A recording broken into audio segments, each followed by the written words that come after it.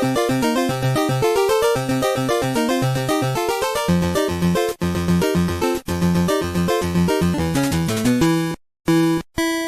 there, everybody, and welcome back to the Pit and Paddock Race Show for the last week of August, which couldn't come too soon because it's just hot.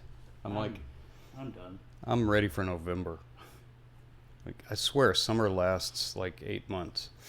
But we'll start with Formula One, where it was the miracle of Monza as Ferrari's Charles Leclerc won the Italian Grand Prix. A dejected Oscar Piastri finished second, and an even more dejected Lando Norris found himself in third. Even more miraculous was that Ferrari won on a strategy call. They did a one-stopper while the McLarens did a two-stop. Ferrari with a winning strategy? That's craziness. Mm-hmm. What's next? Unelected nominee wins the presidential election or something? I don't know. We hope not. Arizona Cards make the NFL playoffs? Congress passes a balanced budget? Yeah, No. all crazy. Leclerc should give a huge hug to his redheaded stepchild of a teammate, Carlos Sainz. Carlos held the McLarens off when they pitted for their second stop and basically allowed Leclerc to kind of keep his lead. I thought he would come up a little bit faster, but he did his job. He held him off just enough to keep him back there. Yeah. He knows what a good like he does. Lando's undercut looked like another Ferrari mistake, but it turned out to give Ferrari a better opportunity for the win. Yeah, I was like, how do you let him pit before you and get ahead of you? They had to realize that his tires were going off that bad. This was the first stop. I'm like, how do you guys, because you're Ferrari, that's why you always do. And then it turned out, and it worked. Some 1 in a million shot that they get a strategy call right. Yeah. Afterwards they were asking McLaren, well, did you guys think about a one stop? And they were like, oh, yeah, we looked at it, but it just wasn't going to work. And I'm like, yeah, I don't think you looked at it. I think you just said that after the race. It wouldn't work for us with the tires. Yep. I do love to see Ferrari win in Italy because nobody gets more excited than the Tifosi. I would like F1 TV to add Italian subtitles so I can get the lyrics of the national anthem. Oh yeah, my favorites are "Let's Jonah Cohort, We Are Ready to Die." I like that one, and "Our Swords Will Drink the Blood of the Polish." That's my favorite. Well, what did the Polish do? I hope they got over it by now, at least. It was like 1860 or something. The Europeans were always hating one another for something. The biggest question in F1 is, why are McLaren not prioritizing Lando over Piastri? I mean, it's costing Lando a shot at a title, and it's costing the team points and a shot at the title. I don't know.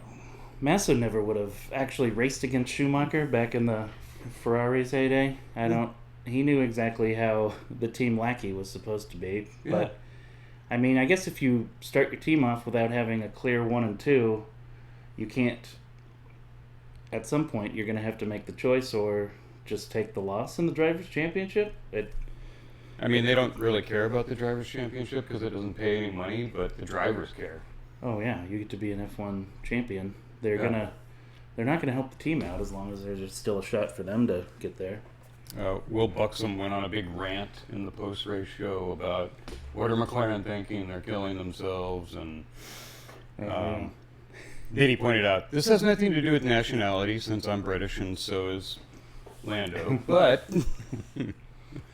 Lando's got the most points at a certain point in the season. It's time to put it all behind him, I would say. Yeah, you would think at least by the summer break, whoever's ahead in points gets priority.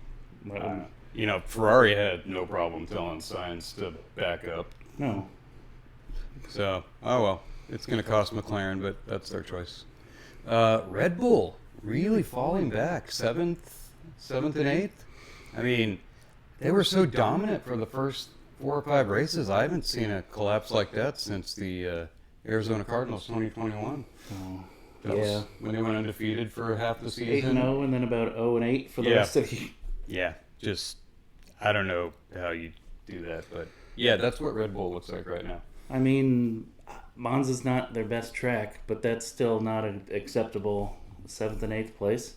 You got what a cliff. They went from dominant 1-2 to hopefully we can stay in the top 4. I've heard everything from, well, we've maxed out what we can do with that car in this formula, to Adrian Newey's not working on the car anymore. Because they're complaining about balance. They can't get it to balance right, and it's costing them. And I'm like, you were balanced for 4 races. What happened? Has everyone else gotten that much faster? I mean, yeah. Like we've said before, it usually doesn't happen until the final year of the formula, but they're a year early this time, so we'll see. But, you know, in the biggest news, Italian guy was back. Oh, I love Italian guys so much. I love Italian guy. He makes me want to burn down every Olive Garden in the state. He makes me want to break someone's leg for not repaying a microloan. He makes me want to start a waste management company. He makes me want to drag down a continental economy with extensive debt. He makes me want to fire up the old N64 to play some Super Mario. He makes me want to slice off a horse's head and stick it in some pompous white dude's bed while he's sleeping. You know what? I didn't know, and I just learned it this weekend. Italian guy was actually a racer, like a GT level racer. They did say he was in some F2 or F3. What was he? For a little bit. He just doesn't look like he was ever a racer, because the racers usually weigh about 80 pounds. He enjoyed some Italian food after his career was over, so... He's not training anymore. No. But he's a lot of fun to watch. I love him. He's got the Italian movement, the head tick, the face. We're going to go down to the David in this corner, and he's like, heavy accent, and I'm like, I don't really know what he's saying, but he seems to be having a good time down there. Well, let's look at drivers. What's the driver news lately? Well, Mercedes did finally make it official that Kimi Antonelli was going to be taking Hamilton's seat next year. Oh yeah, I saw he celebrated by putting Russell's car in the wall. Man, he probably already knew he had it. So settle a little bit. When you hear Toto like, we've changed our minds, Kimi. I like the pictures of Russell in the pits before and after Kimi crashed his car into the wall. That was funny. Well, American racer Sargent was replaced by Calapinto. Is it Calapinto? I think they actually put it Calapinto. They misspelled it on the garage. Oops. When he first got there. But Sargent's replacement was just the latest in a long line of failed American F1 drivers. I'm thinking Scott Speed, Michael Andre. I mean, the list just goes on. To get to an American F1 driver that actually won an F1 race, we have to go all the way back to 1978 with Mario Andretti. Man, it's been a while. Yeah. Did Dan Gurney win some F1 races too? But he wasn't over there full time. Like 60s? Was he 60s, 70s? So, I don't know. But Mario, is probably the biggest one. Yeah, and the last one to actually win, I forget what it was. It might have been like the Dutch Grand Prix. He was also Italian. Yeah, that helps. Was he born American or was he an American citizen? He's a citizen, but he was born in Italy. He came over very young. He's not 100% American then. I'll allow it. Okay. Kevin Magnussen once again got a point. But, well, hitting Gasly is going to keep him out of the next race, so I guess he earned that point. Why should anybody be penalized for hitting Gasly? I don't know. I think you should be rewarded. You're like, plus 5 grid spots for bumping into Gasly. I mean, it's just an Alpine. It's not like it's a competitive car. Was he going to win the race? Come on. Yeah. You're just going to put him further out of the points? Really? There's still a lot of talk about what's going to happen to Ricciardo, because he doesn't have a contract for next year for either Red Bull team. I have no idea. I can't even. He's had some decent races, some not. I don't know if if he's got a big enough support base to keep him in that seat another year, or they're gonna try to pull up some young kid to try out for the Red Bull team.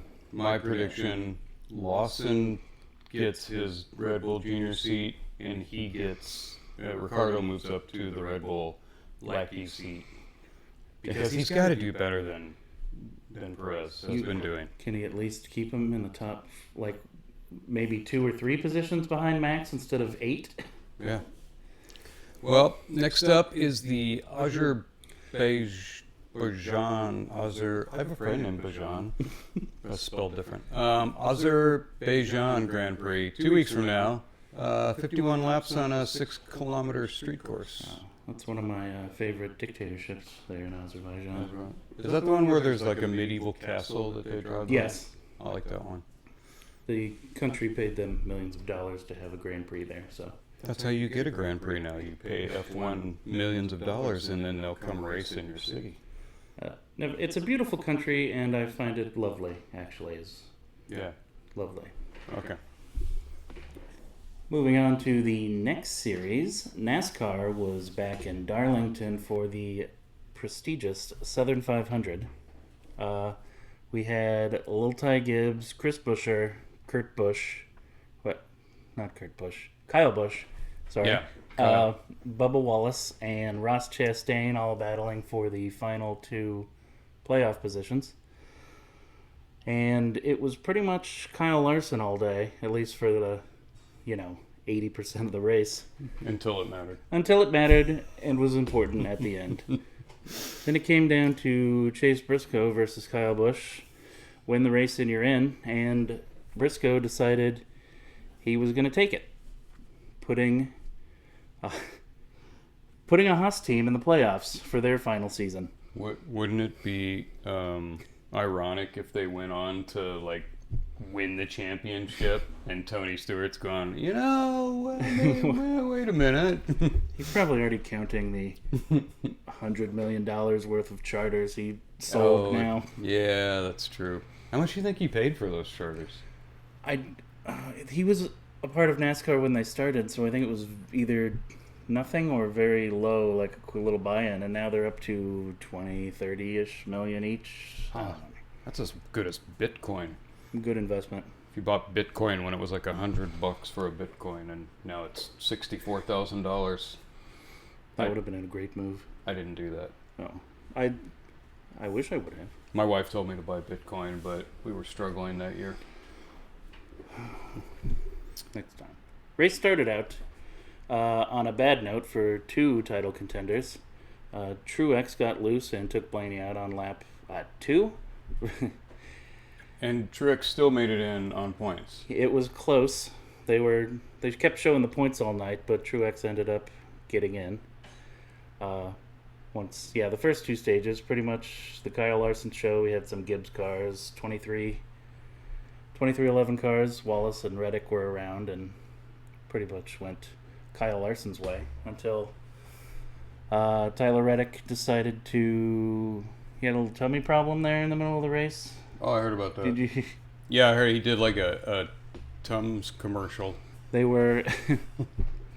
He was on the radio saying he's upset, and then they showed his crew chief packing a little snack bag for him. He's like, "All right, buddy, you hungry? I got you some crackers. Here you go. Yeah, go have some crackers." It's like going to the school nurse in elementary school. Here's some crackers. You'll feel better. Like a Lunchable. But... Well, just here. That'll make you feel better. Well, it was all great until end of the race was about lap 320 something when Buescher. But how do you say his name? Buescher? Is it just Buescher? Buescher. He spells it funny. All right. So Buescher spelled Nazi in the federal government oppression car. You know, the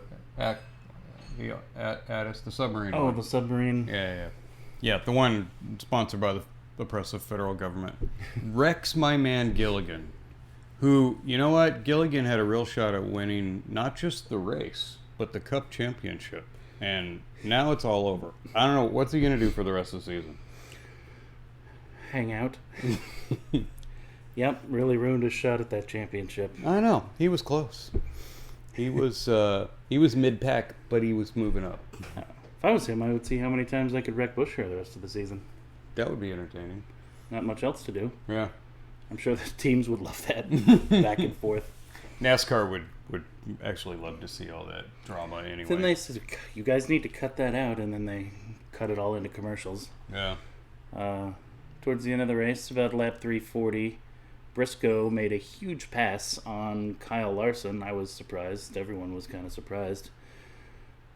Right after that, Josh Berry decided to take it 3 wide and cause a massive crash, taking out Bubba Wallace's shot at a win and into the playoffs. Little Ty's big boy dreams were also dashed until later when he made it into the playoffs on the nepotism slot. Well, that's a handy slot to have, Yeah. the nepotism spot. So the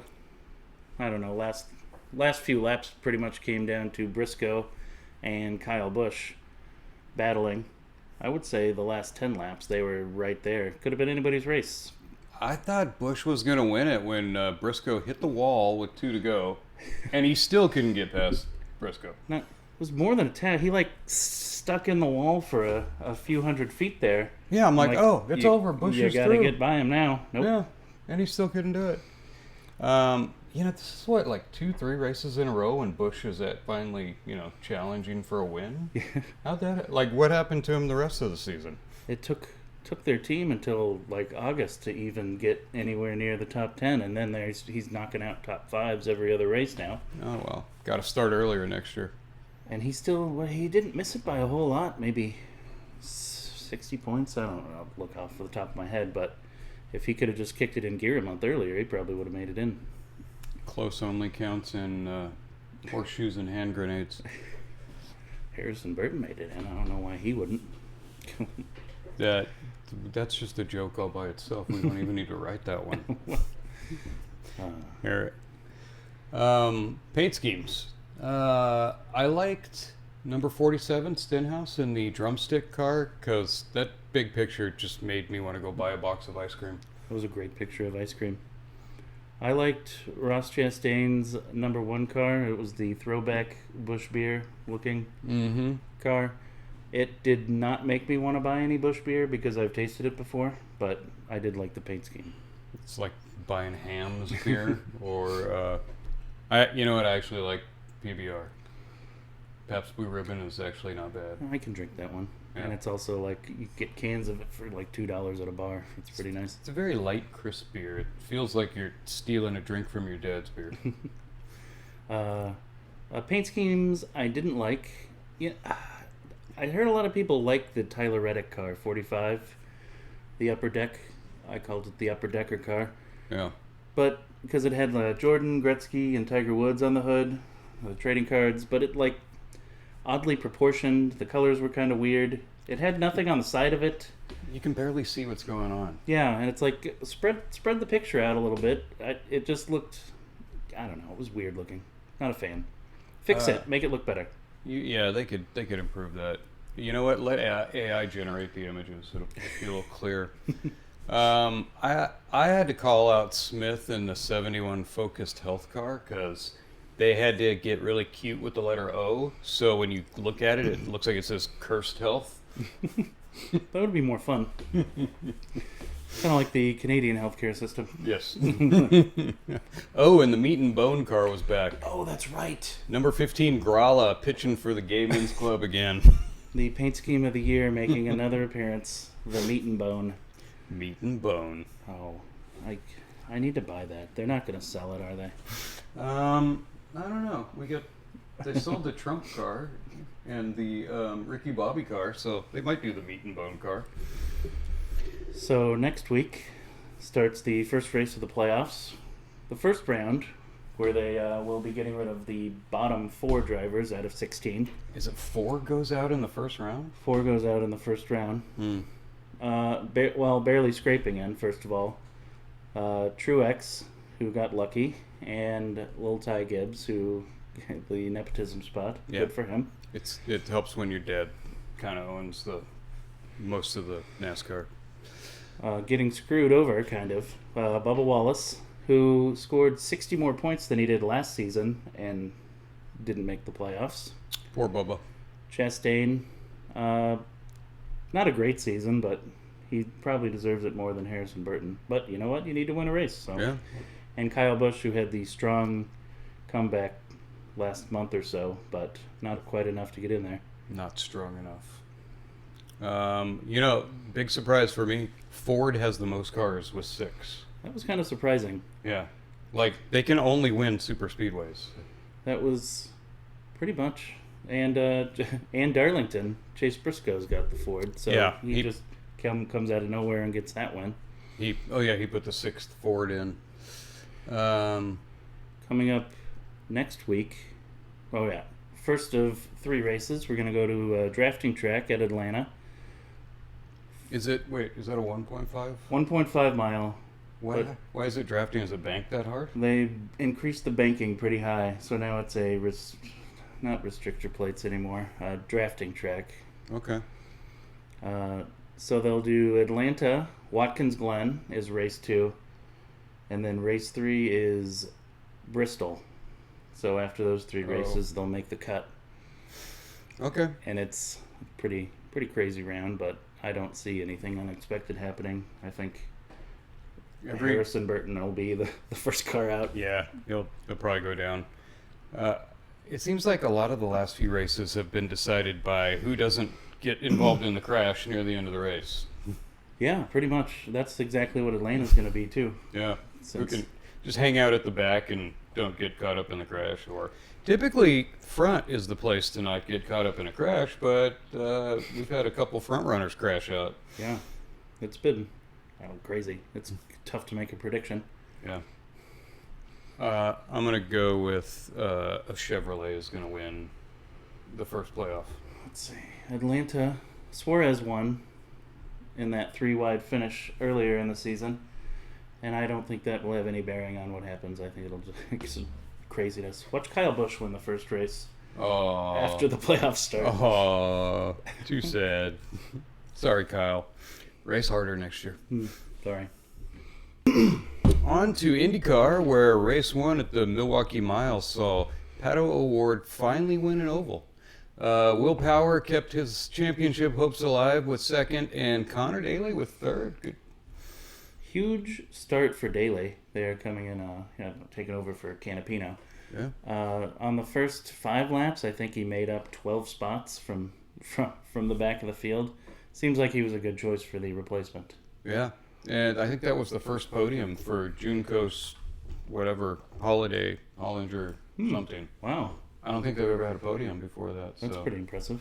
Maybe they'll give him a permanent ride next year with that kind of performance. He probably doesn't have enough cash to... Well, Newgarden, after what he did to Will Power in the last race, had Karma as his crew chief. Early contact with Grosjean. Then he smacked the wall mid-race. Then he got taken out by Ericsson on lap 150. Yeah, Newgarden and Ericsson later chose their seconds, and they will be dueling with lug nuts in pre-race activities. Oh, those are big lug nuts. That's the big. Yeah. Yes. It's not like the old NASCAR Not ones. the small ones. Those ones got some weight to them. Throw them like ninja stars. Maybe like a Tron style battle with the disc. Oh yeah, that'd be cool. Santucci had a great day. He started on pole first of all, which was surprising. That didn't last. No, he fell back, but towards the end he ended up dicing back through the field, making everything a lot more interesting. IndyCar needs more Ferrucci. We might need to set up a GoFund page for him if Foyt doesn't bring him back next year. That's an absolute crime. Foyt has been like 22 plus positions, for 10 years way back there, and now he's like averaging probably 10th ish, which is a massive increase. I don't see how they don't bring back Ferrucci. He's like the most successful driver they've had since AJ Foyt actually drove the car. Probably. Herta was having a good day until lap 187 when his pit crew forgot to tighten a lug nut and his tire came off. Yeah, his Loose Wheel did pick up a point for completing a lap, though. That thing was all over the track. That thing went almost all the way around. Roll out. I'm like, oh, they're going to have to throw a yellow for that. Well, Pillow, what's his real name? Palou. Yeah, Pillow lost a few points in the championship to Power, but he still leads after race 1. Which takes us down to race 2. Because you got to have 2 races. There were 2 250s, right? Yeah. I was fine with it this time, though, because they were both pretty good races. Wow.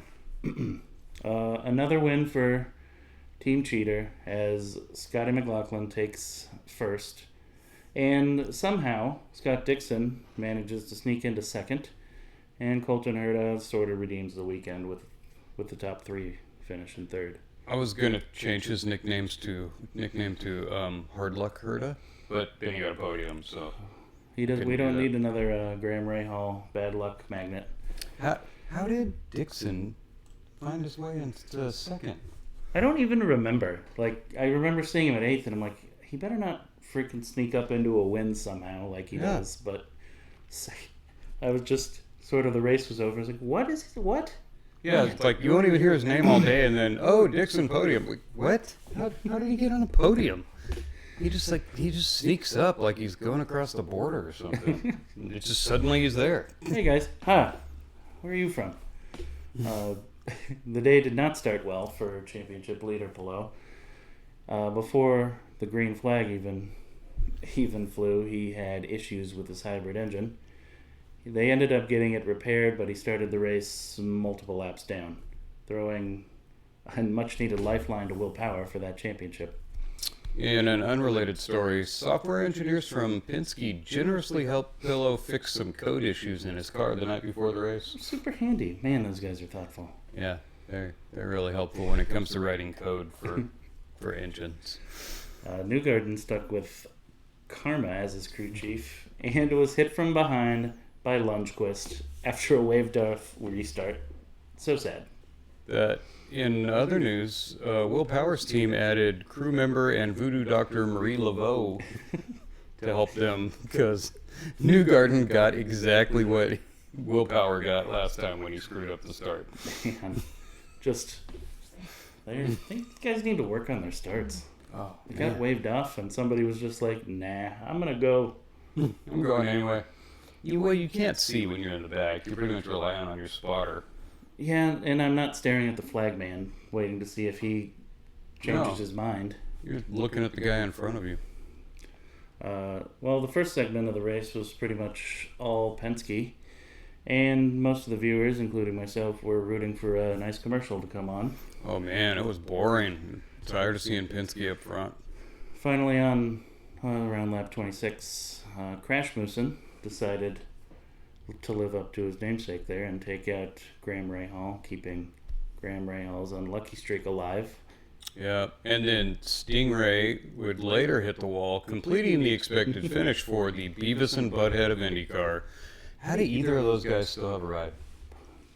Are they pay to play? Money bags full of cash. Are they? Okay. Stingray's the other Foyt driver. He brings a bunch of cash. Oh, he funds the team, and well, how much extra do you have to bring if you keep crashing in the car? I don't know. I guess if you just keep bringing it, it doesn't matter. Yeah. Will Power, after being gifted a championship, did his best to not win it. He ended up spinning on the lap 132 restart. He stayed on the lead lap, but the crew decided that he needed to come in and repair a wing, and he lost a lap. And he didn't touch anything when he spun either. And the crew was like, bring it in for the wing. I was like, even the announcers were like, what are they doing? They just get some tires, stay out there. I mean, unless you're dropping positions, why would you come in? I don't know. I mean, for the tires, if you flat spotted them, okay, but that should take 4 seconds. Yeah. The wing change lost him the lap. Maybe they had a Ferrari strategist from, last month's Ferrari strategist. No, the new one's much better. Yeah, whoever they got doing it now was pretty smart. It was another almost podium for Santino Ferrucci, but he's kind of racing for his job now, so. Was podium, top 4 or 5 in the second race. Yeah. That's a good weekend for Foyt. Oh, yeah. It's probably the best they've had in a long time. Again, I don't know why they wouldn't bring Ferrucci back. He does pretty good. Except he's got that European soccer haircut. Oh, yeah. That's got to go. Kind of looks like a mane on a horse, kind of. It's like really thick, and then they buzz the sides. So I see a lot of soccer players wear that. A little bit of driver news over the weekend. Ed Carpenter decided to avoid crashing out of the last 3 races of the season by letting someone else drive his car, which turned out to be a good move. He's crashed every other time he drove the car. Just let someone else have the car, Ed. It's time to give it up. You know what? Just come show up for Indy. Enjoy Indy. You can run fast there. That's enough. Give someone else a shot. Yeah. Ed's he's getting up there now. Yeah, he's like, who's the NASCAR guy that drove Indycar for a year and always finished last? Jimmy. Yeah, Jimmy Johnson. Poor Jimmy. Man, he saw firsthand how much speed it takes to operate one of those things around a road course. That takes a lot of quick hand-eye coordination. Yeah. Well, coming up next week, 2 weeks. 2 weeks from now. We've got the championship finale race for IndyCar. Nashville Superspeedway. We're going to go 206 laps on a 1.3 mile D-shaped oval. Concrete. I believe it's concrete. Oh, is it a concrete Mm-hmm. track? Well, Will Power is 33 points down to Pillow, so he needs a win, and then Pillow has to finish 14th or worse. Or, if Pillow finishes 25th or worse, then Power just needs to be in the top 10. So, can he pull a championship out of his butt? He's pretty much going to be depending on some sort of crash to take out below it for him to win, which is somewhat likely on a big super speedway like that. But I'd be cutting a deal with both my teammates. Right, one of you guys take Pillow out, and then I'll just finish. Take him down. And in the top 10. I mean, come on, they cheated the first race of the year with push to pass. Why not crash another car out? That can actually look like an accident. Sure, that would be fun. Well, at the big speedways, anything can happen. Even Harrison Burton could show up and win the race. You never know. I keep thinking that guy is. When you say Harrison Burton, I'm thinking like a vice president, not a race driver. That is a pretty good vice president name from like 1840. Yeah. Was he VP or president? No, he was VP. Was it Harrison? I know there were a few Harrisons. Yeah. In other news, I noticed that World Endurance Ferrari added to their celebration by winning the 6 Hours of Texas at COTA, Circuit of the Americas. Ferrari driver Robert Kubica later said he thought that the 6 hours referred to how long it took to cross the border and register to vote. Well, that's the exciting part. You're actually registered and everything is filled out for you before you cross the border. Border Patrol helps you with that? Yeah, here you go. We already filled this up. We'll turn it in, too. Here's your form. Go vote. And here's a list of 5 states that you can vote in. One of the battlegrounds. So next week is NASCAR only. And then after that, we've got one more three-peat. All 3. And that's IndyCar's last one. So that's it. That'll be the last triple race of the year. And Formula One's going to drag on until November. That's surprising that So they is managed NASCAR. to drag that out. Didn't Verstappen threaten that he would quit if they added more races? Back when people cared about what he thought. Yeah, now you're not good anymore, so no one cares. Yeah, nobody.